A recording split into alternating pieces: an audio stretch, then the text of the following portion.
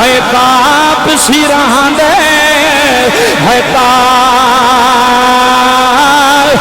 मोहम्मद है मावा ठंडियां आए हाय है बाप सिरां दे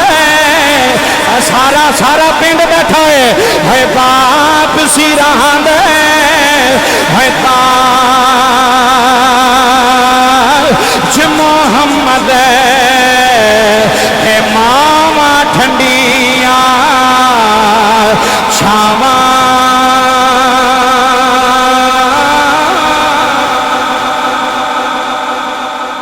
लो जी बाप सिरां दे ताज मुहम्मद बाप सिरां दे ओ चाचा जी अब्बा सिर दा ताज बाप सिर दा जिहड़ी मैं पगड़ी पाई है ना जी ये मेरा ताज है अलामा साहब ने जिहड़ी पगड़ी पाई है इन्हां दा ताज है लोग पहला पढ़िया नहीं सी मुकदी तो लोग पता कि पगड़ी अगले के पैरों च रख छड़ते सन उसका की मतलब होंदा सी वे अगले इज्जत ला के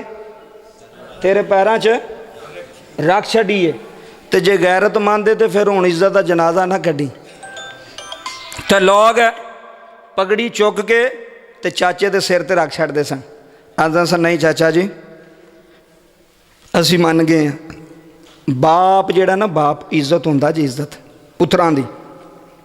ते जिन्हें अपनी इज्जत नूं रोलिया जिन्हें अपनी इज्जत नूं रुसवा किया वह किसे जान भला हो सकता चाचा हो सकता भला किसे जान उस पुत्र का भला नहीं जिन्हें अपनी इज्जत नूं रोलिया जिन्हें अपने बाप नूं रोलिया दो काम कर लै जिंदगी खूबसूरत हो जाएगी जिंदगी आला हो जाएगी एक कमाबा ना छड़ी दूसरा नमाज ना छड़ी ए पैगाम ही एक वालदैन ना छड़ी तो दूसरी मस्जिद ना छड़ी अल्लाह दा घर ना छड़ी नमाज 5 वक्त जिथे भी है तू घर है दुकान ते में कारोबार ते में जे तू नमाज नहीं ना पढ़ सकिया तो तेरा दिन फेल है तेरी जिंदगी फेल है चलो वो वास्ते दुआई कर सकने संकड़ी डांग मारनी किसी ने जी दुआई कर सकने हदायत की भी अल्लाह पाक